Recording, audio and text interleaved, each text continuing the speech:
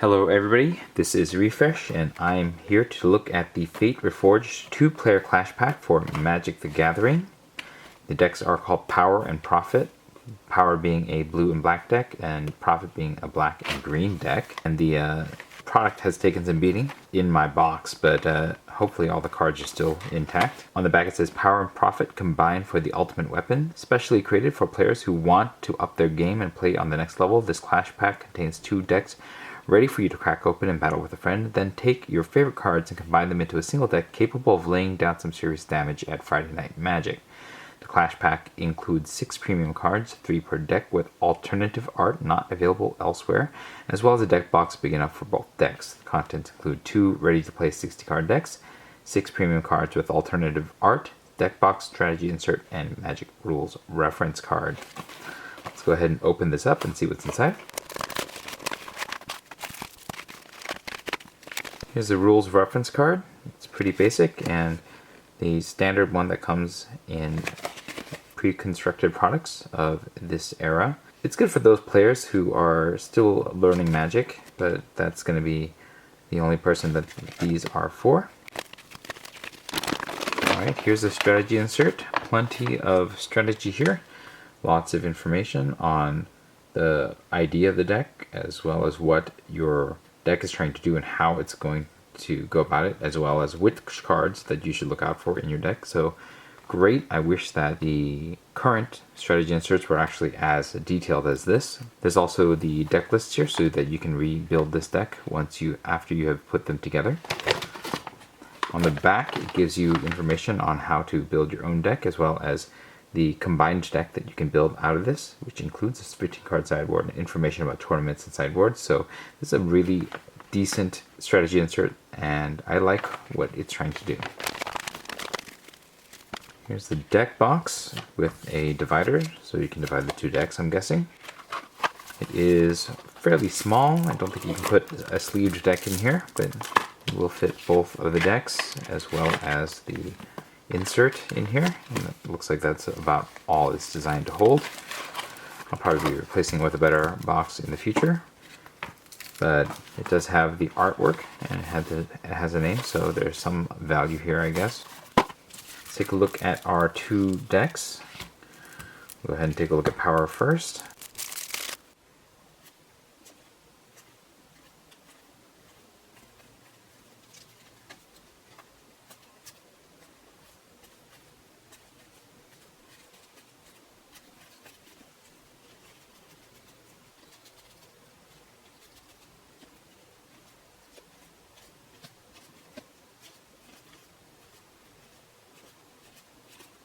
Okay, so this turns out to be a full-on Sultai deck as opposed to just being a blue and black deck.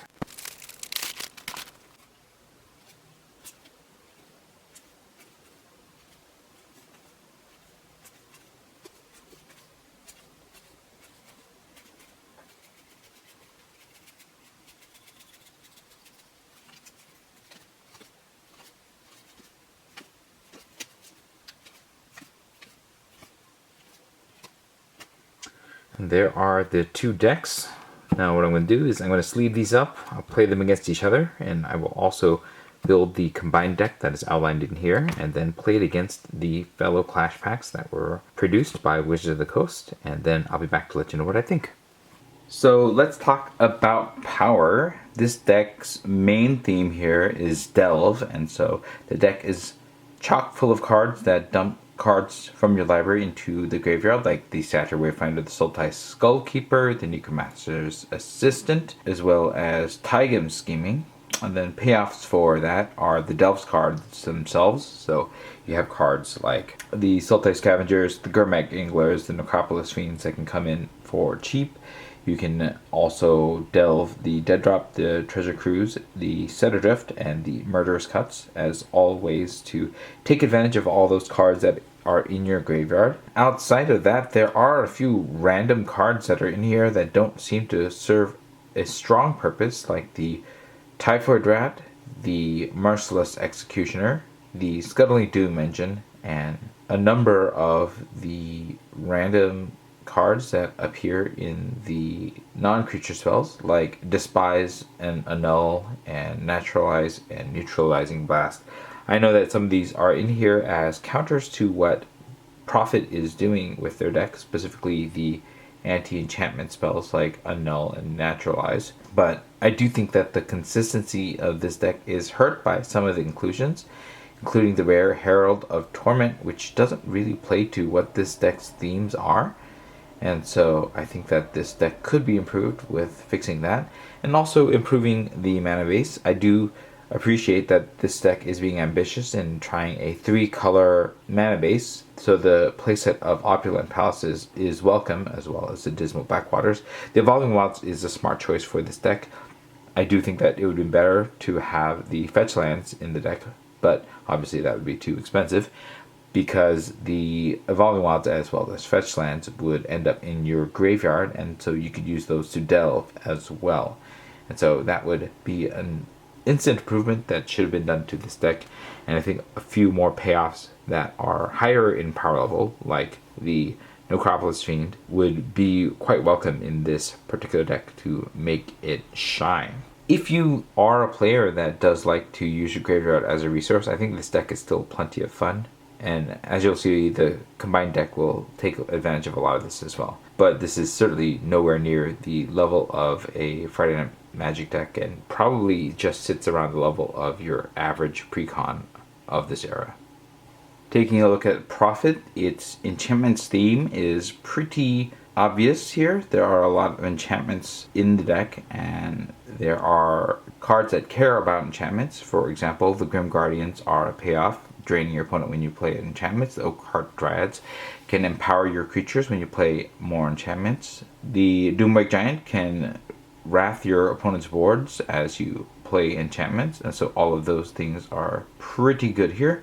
There is actually a mild graveyard theme here, but I don't think that it's very good in this particular deck, because it doesn't have a strong way of dumping its cards into its graveyard. So we have the Nyx Weavers here, as well as Commune with Gods in terms of getting things into your graveyard.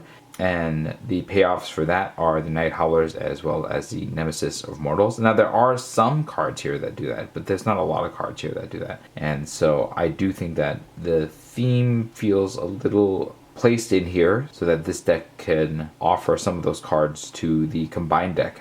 And I think that it would have been a little better if the deck had just leaned a little bit more into its enchantments theme in terms of the overall front of the deck. Now there are some weird cards in here that don't really fit, and I think could have been easily replaced by other cards. For example, the Reaper of the Wilds is a rare, and it's a strong looking card, but it doesn't really fit in with what the game plan of this deck is trying to do. I mean, yes, when your other creatures die, you scry one, but you're not really killing your other creatures here. You're going to hopefully be dumping your creatures into the graveyard straight.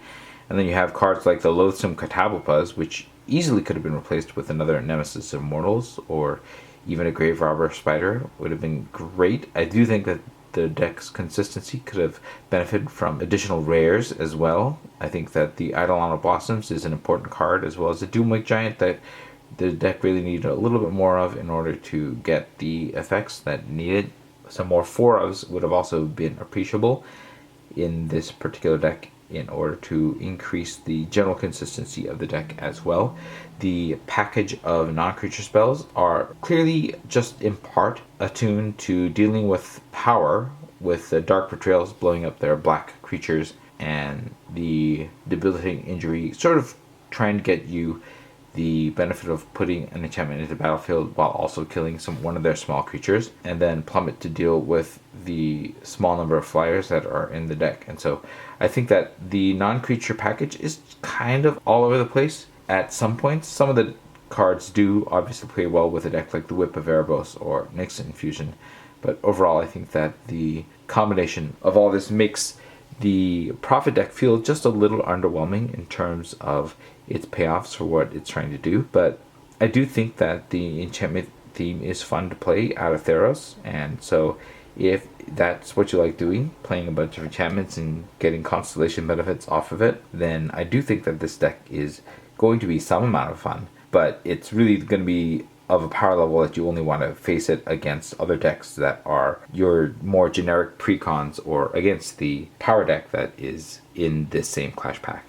So now we're taking a look at the combined deck, and it really mashes two themes together here. From Power we take the Delve theme, and from Profit we take the Enchantments theme, and they come together in a semi-consistent way.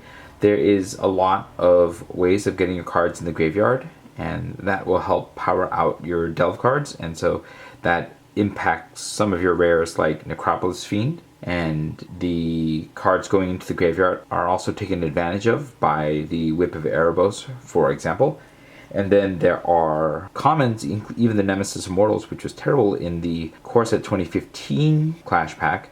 Turns out to be really good here because you're going to be dumping a ton of cards into your graveyard, making the Nemesis Immortals a surprisingly cheap 5/5 from time to time. The Standard Wayfinders are very important to this effect, as well as the Nyx Weaver, because those are the early ways you're going to be able to dump your cards into the graveyard. And then the enchantments are fairly present, and the payoffs for the enchantment theme here include the Eidolon of Blossoms and the Doomwig Giant. In the middle of it all is the Night Howler, which is both an enchantment, and it is a payoff for filling cards in the graveyard. And so all that, I think, makes for a pretty strong engine. It's a little disjointed, and I think that the consistency could be a lot better. There are some cards here that could easily be removed, and I don't think you're going to be missing too much. For example, the Scuttling Doom Engine, while a strong card, doesn't fit the theme at all. And the Reaper of the Wilds also doesn't really fit what this deck is trying to do. And so I think those two cards in particular could be removed from the deck and replaced with things that are a little bit more appropriate to what this deck is trying to do. And there are a handful of utility cards that I think are decent, like the Brain Maggots will help take out your opponent's better cards until they are able to deal with Brain Maggots, for example. And then you have utility cards like the Sultai Charm, which can handle a variety of types of threats that appear on the battlefield, or you can just use them to loot your hand away and get something a little better. The deck's mana base is okay. I do appreciate the presence of the playset of Opulent Palaces as well as the Jungle Hollows. The Evolving Wilds is a particularly savvy pick. It's a weird choice because it can only take one basic land, and so you do need to have a decent number of basic lands in the deck for that to even work. But the fact that it puts itself into the graveyards so that you can delve with it is really nice. Now, should this deck have had the lands that you could sacrifice to get untapped mana? Probably, but it's not here. And the value of the deck would obviously go up if that were the case, as well as just stuffing more rares in here, which I think the deck does need. But I think that it functions fairly well, though another weakness of the deck is the sideboard, which is just kind of all over the place. There's not any particular thing that it's trying to do well. And so you have one-ofs like a single Typhoid Rat, which I guess sometimes you need a death-touching blocker, is what I'm guessing that is about. And so I think that the sideboard could have been a little bit more thoughtful. It just seems like a bunch of one-ofs to deal with threats, but not really deal with any particular threat that this deck doesn't handle very well specifically. And so I think that sideboard could have been better and the deck could have been a little bit more consistent. Do I think that this deck can hold its own at a Friday Night Magic at its standard time? I don't think so. I think that the deck's inconsistency would really wear it out, but I do think that in kitchen table play it would be decent fun, especially when put up against a deck of reasonably equal consistency and power. If you really like Delve or you like enchantments, this is really more of a Delve deck than enchantment decks, but if you really like Delve or enchantments, then this is a deck that could be fun for you to play. So what do I think about Power and Profit as the second Clash pack coming from Fate Reforged? It is a product that comes with every other set, not every set, and so I think that this is still a decent pick in terms of Clash packs. You have two different decks that play fairly well against each other. I don't think that the interaction between the decks is as strong as in the Fate and Fury Clash pack, but I do think that the interaction does let them play against each other fairly well, and the smart choice to use some of those cards that are in each deck to counter each other means that those cards can also be combined into the sideboard of the combined deck. I think that the combined deck is reasonably strong. It does lean quite a bit more into the Delve theme, but the Delve theme I think is a bit stronger than the enchantment theme overall anyways, in terms of the general overall power level. And so the combined deck is reasonably strong, not good enough for Friday Night Magic. I think the consistency is a bit weak, but it is stronger than the individual decks that it comes from. And I think that that makes the Fate Reforged Clash Pack still a reasonably good product. I think that the fact that you can play with 2 players right out of the box and have decks that are relatively evenly matched against each other is really good. And unlike a dual deck, you can take these decks and play them in standard or use the cards to play in standard of the time. And so I think that is a very positive thing, as well as being able to combine them and then trying your luck at the kitchen table. This is certainly not the type of deck that you're going to be interested in to take to Friday Night Magic, obviously, but I think that it does offer a good learning experience in terms of how to look at cards and reassemble those cards into an even better deck, and also learning about the sideboard at the same time. And so I think that the Clash Pack was a good product, at least as of Fate Reforged, and a smart one that uses synergies between the 2 decks to make an even better deck at the end with the sideboard. And that is my thoughts about the Fate Reforged Clash Pack Power and Profit. If you've had any experience with this deck, let me know your thoughts in the comments below. If you enjoyed this video, hit the like button. If you'd like to see more of my videos, you can hit subscribe. This was Refresh. Thanks for watching, and I will see you next time.